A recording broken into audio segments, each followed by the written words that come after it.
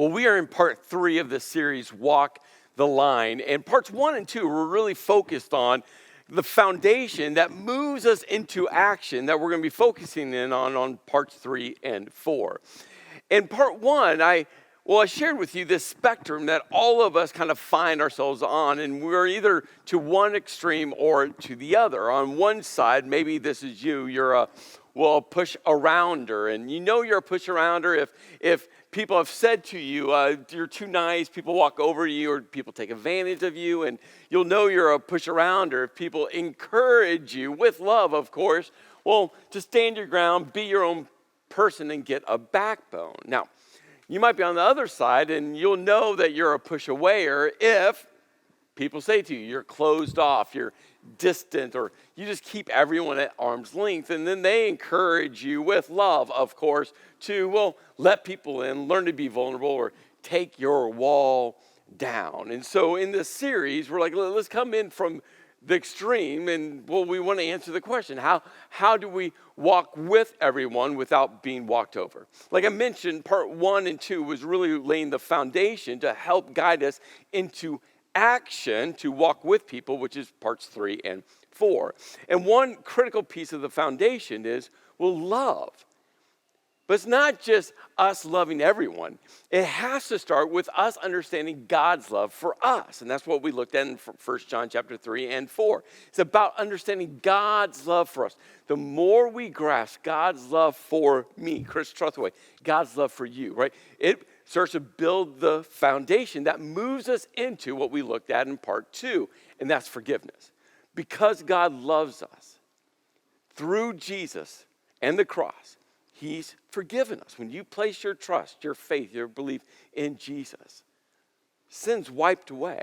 God's forgiveness is something that should leave you just completely broken, humbled, and filled with joy. God's forgiveness should be something that just leaves you silent and wanting to share the good news about Jesus with everyone because you understand His forgiveness. And as we grasp God's forgiveness for our individual sins, for our sin, the debt load that we've racked up, the more we'll extend that forgiveness to, everyone else. Now, in part 2, I ended the message with sharing this with all of you. I said in part 3, we're going to be looking at forgiveness, especially when, what does consequences look like connected to forgiveness? And what does boundaries look like connected to forgiveness? And how do you protect yourself and other people from unhealthy people? And how does that get connected to, forgiveness? And I said that's going to be part 3. Well, as I started to make my way through the text of part 3, I realized I wasn't going to have enough time to lay out where the text is going to take us, which again helps us frame what all of this looks like and give, this adequate time. So I promise you, this isn't some clickbait thing where in part 2 I'm like, next week, and then I'm like, surprise, not next week, it's the following week. I will get here in part 4. I promise you I'll get here in part 4. But I wanted to give this enough space and where the text is going to take us today, enough space. Because again, parts 3 and 4 is all about action. It's all about walking with people, understanding again God's love for us and His forgiveness. And the more we grasp His love and forgiveness for us, the more it will move us to love and forgive other people. And this is the walking with. Now, in part 2, we looked at this moment between Jesus and specifically Peter, one of the disciples, but all the disciples were there. And Peter asked a question that we've all asked before. He asked the, how many times must I forgive someone question, right? That is the question. How many times? Jesus said infinite, and then He tells a great story. Again, part 2, go watch it if you missed it. The word I didn't focus on is a really important word. The word was then. Then.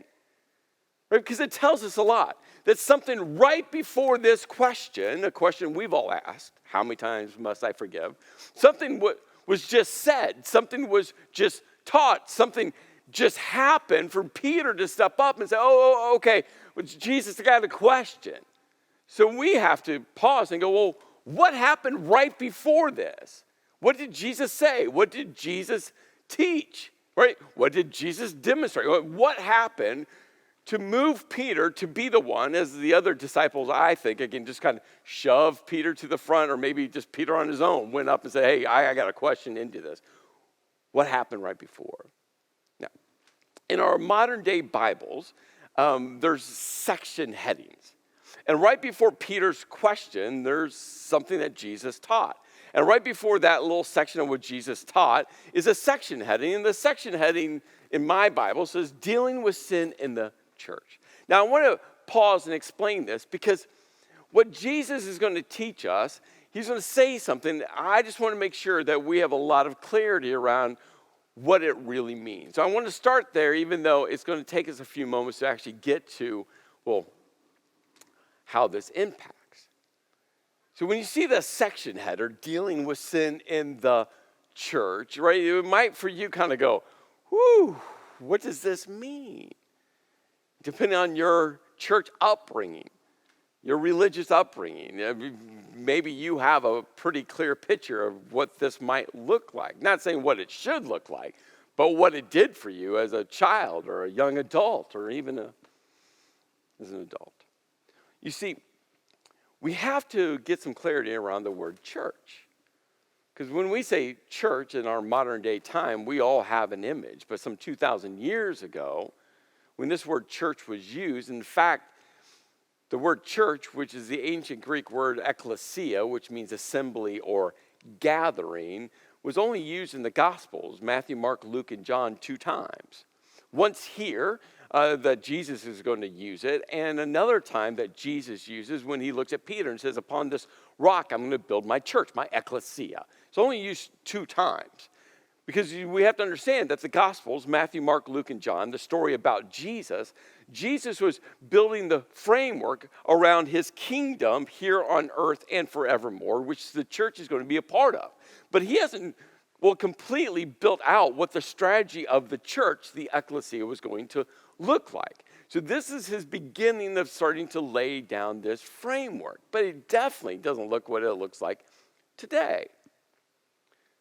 So remember, when he says church, it means ecclesia, gathering, assembly, a group of people coming together on purpose, linking arms with God to be the carriers of the gospel, the good news about Jesus to all people.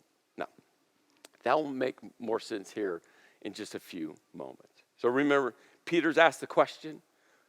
But Peter's asking the question, how many times must I forgive? Why? Because of, what Jesus has just taught. And that's what we're going to look at right now. So in Matthew chapter 18, we're going to be looking at verse 15. And this is what Jesus was teaching that spurs Peter on to ask the forgiveness question. Jesus says, if your brother or sister sins. Now, in the earliest manuscripts, that's what it says. But then in a few later manuscripts, all of a sudden there's a 2-word phrase that gets added to it. The 2-word phrase is against you. Now this is important for us to pause on a little bit because again, the earliest manuscripts doesn't have it. But then it was included, and you need to ask the why question. Why was it included? Well, my opinion in the studying of this is it was included because everyone understood it was inferred. It's what Jesus meant if someone sins against you. And how do you come to that opinion, you're wondering? Well, remember what Peter's question was. Then Peter comes to Jesus and says, hey, Jesus, how many times must I forgive someone who what? Sins against me. I mean, Peter automatically understood that this line from Jesus meant when someone sins against you, not just some general sin, and this text still works for that as well. But we have to understand, Jesus is like, when someone hurts you, wrongs you, betrays you, lies to you, when they sin against you, it's why Peter asked the question, well, how many times must I forgive someone who sins against me? So I think this is absolutely what Jesus was like, hey, in the context, they sin against you, Jesus says, go. There's the action, right? The action is, hey, immediately, don't wait, you move into action. He goes, go to who? Well, he says, well, just between the two of you. So go to that person. Whoever that person was who's hurt you, wronged you, you need to go to that person. Now, so graphically, this is what Jesus was saying. This is you, and all of a sudden someone hurts you, wrongs you, betrays you, lies to you, whatever they do, right? Close friend, family member, spouse, parent, coworker, boss, whoever it is, right? If that person hurts you, wrongs you, Jesus says you are to go to that person. But how often does that really happen? Let's be honest. Usually, and again, I don't know for you. I'm just speaking for myself. I've been doing this church thing, which is all about people for a long time. And what I've experienced personally in my life, leading with people, leading within the church, it usually looks something like this. The person wrongs you, and then all of a sudden you pick up your phone and you call your best friend. And you start telling them. You start to rant about what that person did to you. And then you go to the grocery store and you're walking down and you grab a watermelon or, I don't know, a cabbage. And all of a sudden you see someone you know and they're kind of connected to the storyline and you start telling them what that person did to you. And then all of a sudden you get home and you get on social media and all of a sudden you find that Bible verse or that quote from that person, or you just write something and all of it's passive aggressive connected to, well, going at that person that, oh, by the way, you still haven't talked to. And then you take your dog for a walk and you see someone that you really don't know, but you guys have dogs and the dogs like each other. But before you know, you stop, you talk, and you start telling them about that person. And it keeps going and keeps going. Before you know, you've told everyone except for that person. And isn't that what we do? And Jesus said, no. You go to the person that has hurt you, wronged you, lied to you, cheated you, betrayed you, right? You go directly to that person. And when you go to that person, Jesus says, hey, tell them what's going on. He goes, when you go to them, specifically, let's look at the text. He goes, go and point out their fault. Highlight it. Shine a light on it.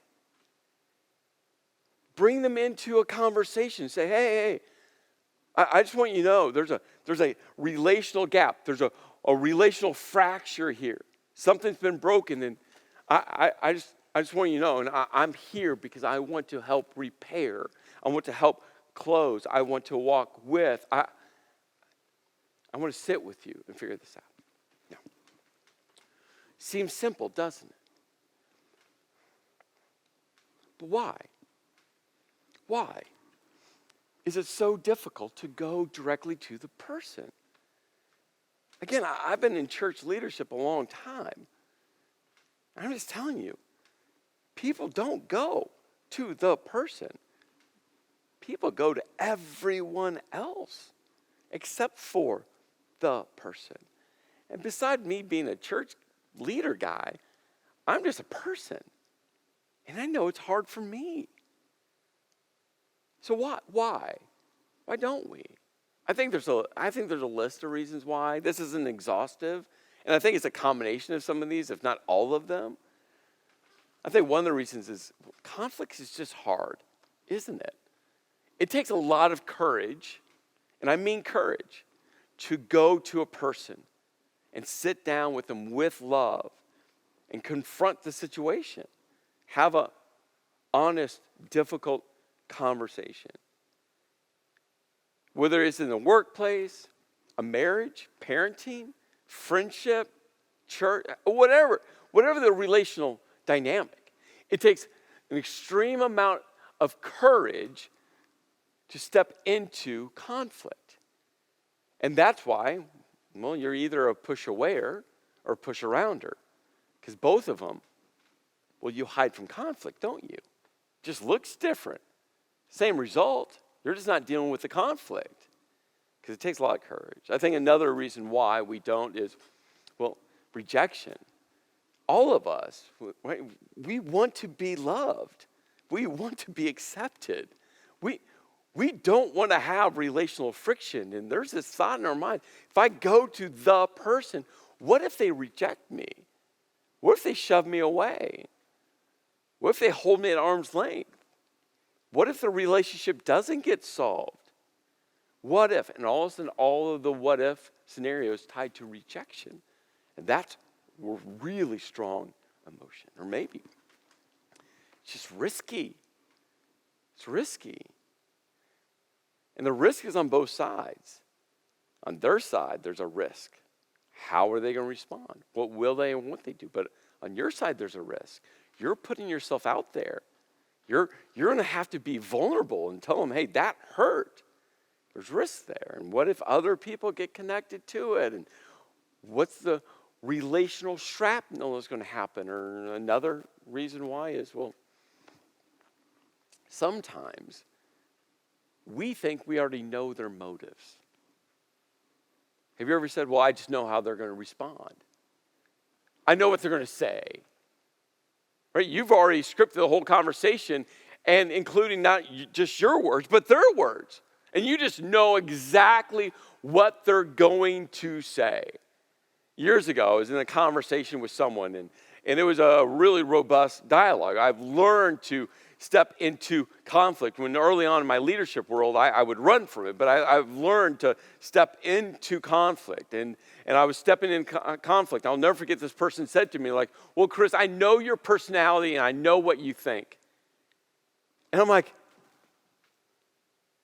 but that's not what I'm thinking at all. And it wasn't at all. But he had already scripted the exact framework of the conversation and applied to me my own motives. I'm like, I just want to let you know, it's not true. It's not true at all. And he wouldn't even listen to it. He kept saying, well, I know you and your motives. I know you and your personality. I know you. We do that. And, well, pride. Just good old-fashioned pride. That's lingering in all of us. That's hiding in the dark resources of our broken and fractured soul. And we should pay attention to it. Because pride ruins, fractures countless relationships. And it's the one thing we don't pay attention to. It's the one thing we seem to ignore. And Jesus said, hey, go to the person. Go to them. Tell them what happened. Tell them how they hurt you. Point out their fault to you. And Jesus goes, hey, when you go to them, he goes, if they listen to you, if they hear you, if they lean in. I'm not saying that the whole conversation is easy. I'm not saying that it goes flawlessly. I'm not even saying that they won't get emotional. But the end result, if they lean in and they listen to you, they hear your heart. He goes, you've won them over. Now, you might see the word won, and you're just like, yeah, I want to win every argument. Are you that? In a marriage, you want to win. As a parent, you want to win. Dating relationship, like there's something within some of us, not all, some of us, we just want to win. We just want to win. And Jesus isn't saying your goal is to win. What he's saying is, and this is a better word, if you gain. You see, right before this section of teaching, like all of this teaching gets connected together in Matthew 18. Right before this section, you know what he teaches on? A shepherd, 100 sheep, one goes missing. Shepherd goes looking everywhere for the one. And when he finds the one, when he gains the one back, he rejoices. That teaching sets up this. And Jesus is like, hey, when you go and you sit down and you point out their fault and you have a loving conversation with them and they listen to you, they lean into you. They're like, okay, yeah, I get what you're saying and I'm sorry and I want to work on this together, right?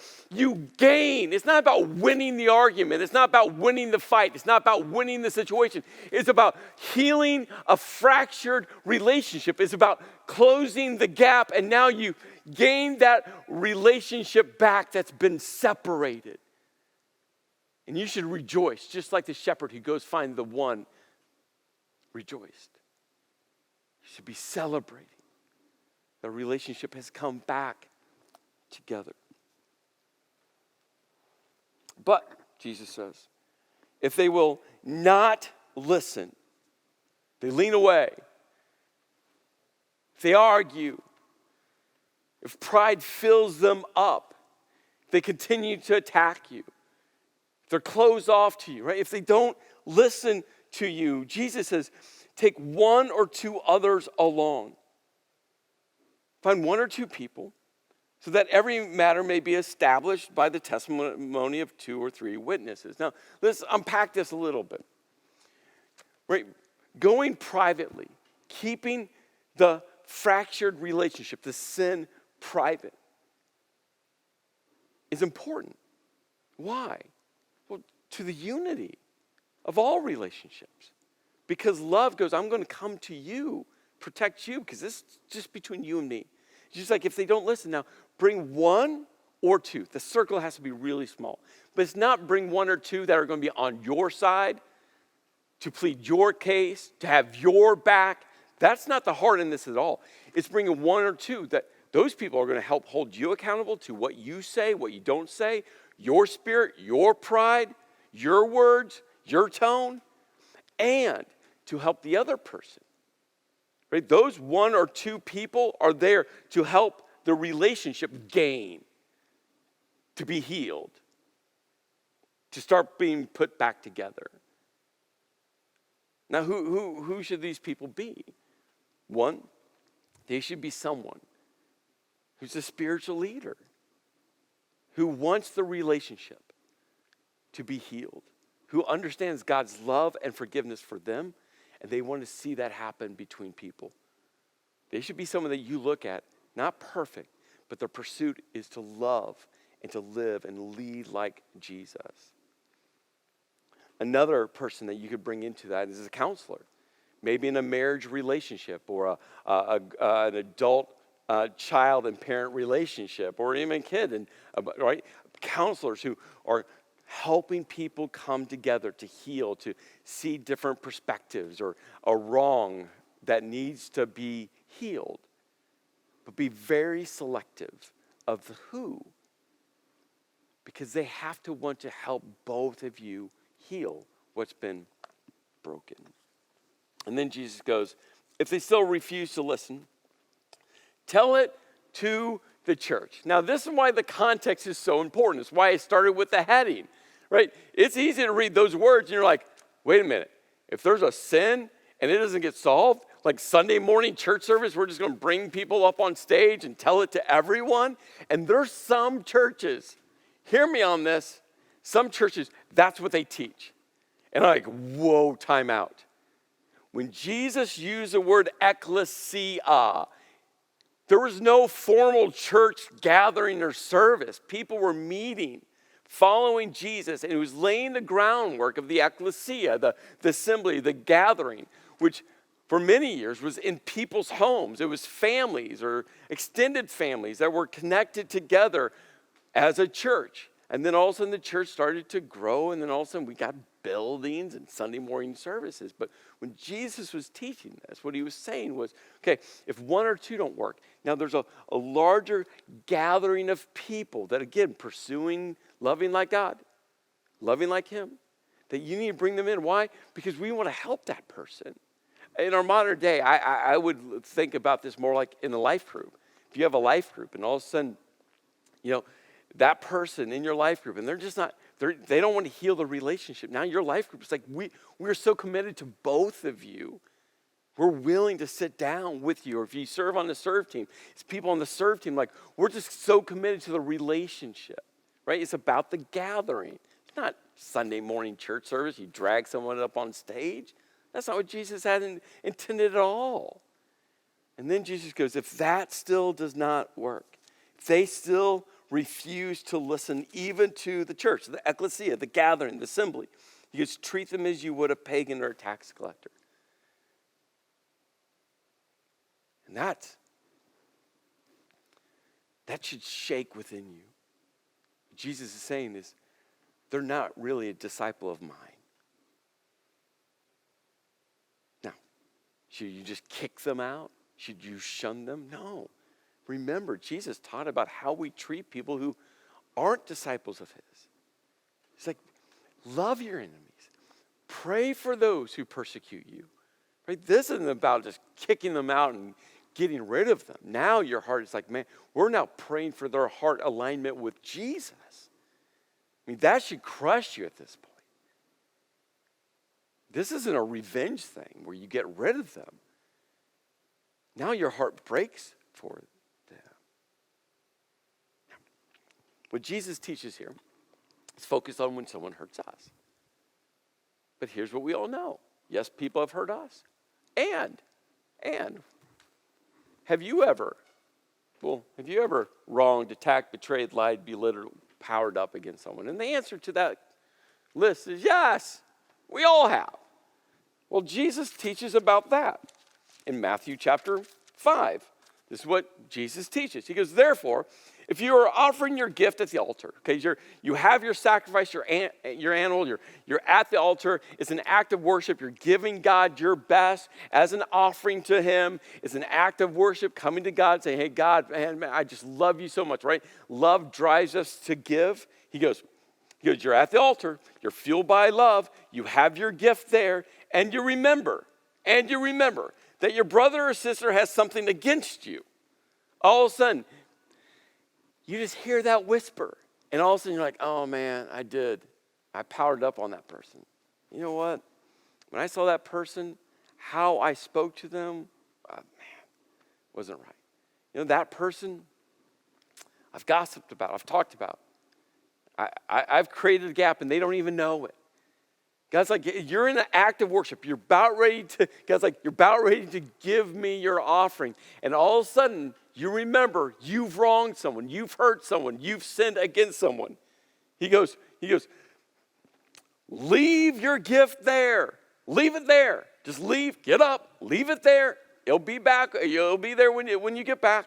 He goes, first go and be reconciled to them. Close the gap. Make the relationship right. Ask for forgiveness. Then come and offer your gift. Now, there's 3 very specific actions in both of these teachings, whether someone has sinned against us or we've sinned against someone, that I just want to highlight. 3 very specific actions that Jesus is like, hey, this is how you handle conflict. This is how you handle sin. This is how you handle fractured relationships. The first action is this. You got to go urgently. You got to go immediately. You got to go. He's like, don't sit around. Don't process. Don't wait months. Right? No. When there's a gap, you gotta close the gap. And here's the thing. We always know when there's a gap. Whether we've created it, the other person created it, or maybe you don't even know, but you can sense it. You know something's happened, and maybe you have no idea. If you've done something, they've done something, but you sense the gap. It's something we talk about on our staff at TCC all the time. It's like, look, when there's a gap, immediately go to the person and close it.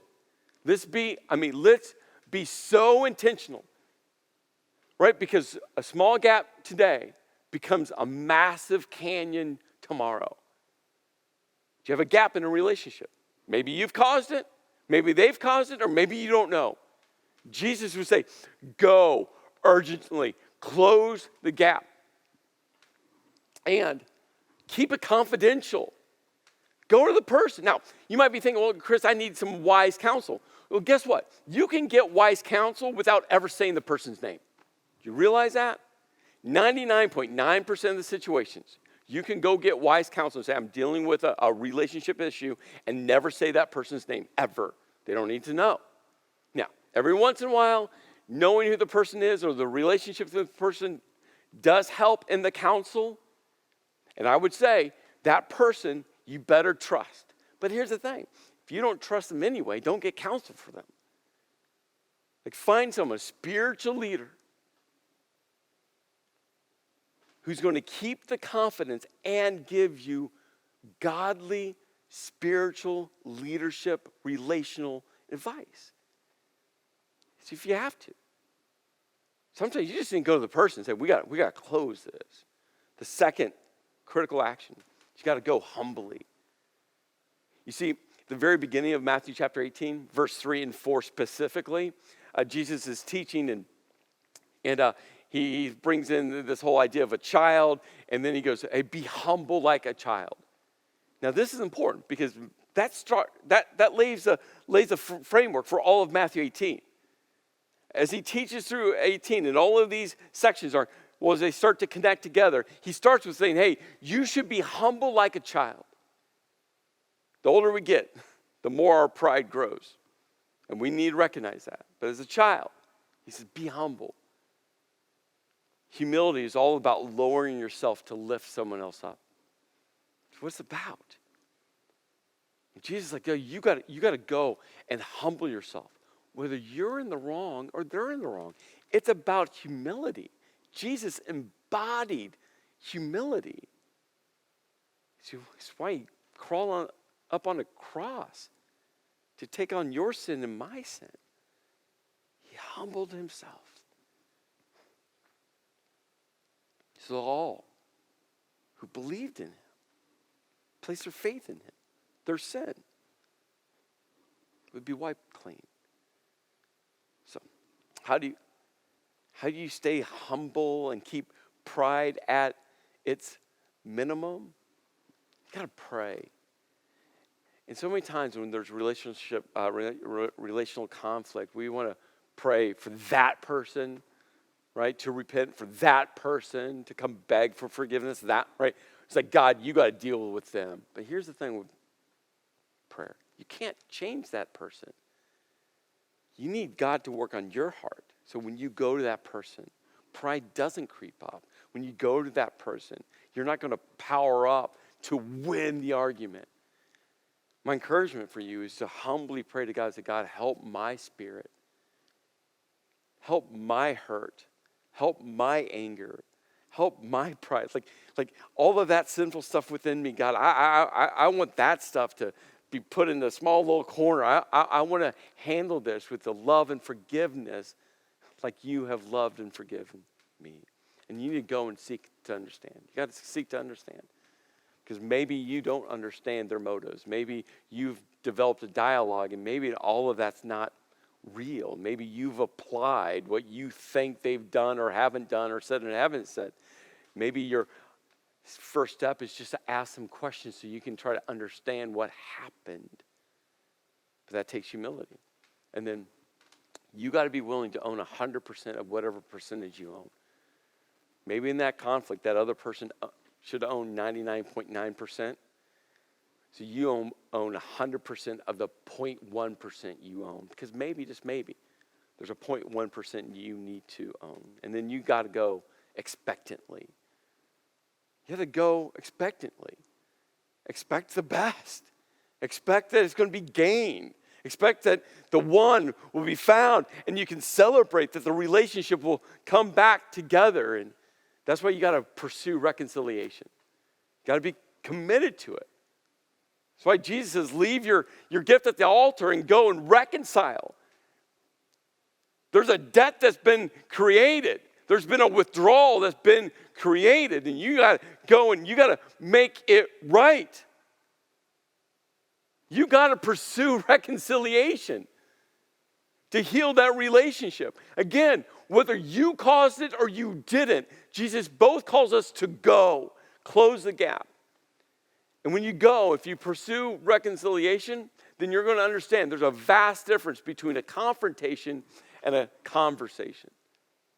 So many times when we think about closing the gap, going to that person, it's all about a confrontation. And Jesus is like, no, sit down with them, have a conversation, talk with them with humility, with love, with forgiveness, and try to close the gap. And you got to commit to the journey. You got to commit to the journey. It might not be the first conversation. It might take you a couple. But if you love them like God loves you, you'll step into it. So, how do you start to walk with someone? Urgently, humbly, expectantly. And next week, we're going to look at, what if that person doesn't? What if that person refuses to listen? What if that person doesn't want to get healthy themselves? What does that look like? That's where we're going with part 4. The homework for this week is simply this. Simply this. Who do you need to go to? Who do you need to go to? Who do you need to go to? Now, let's pray. Lord, I just ask.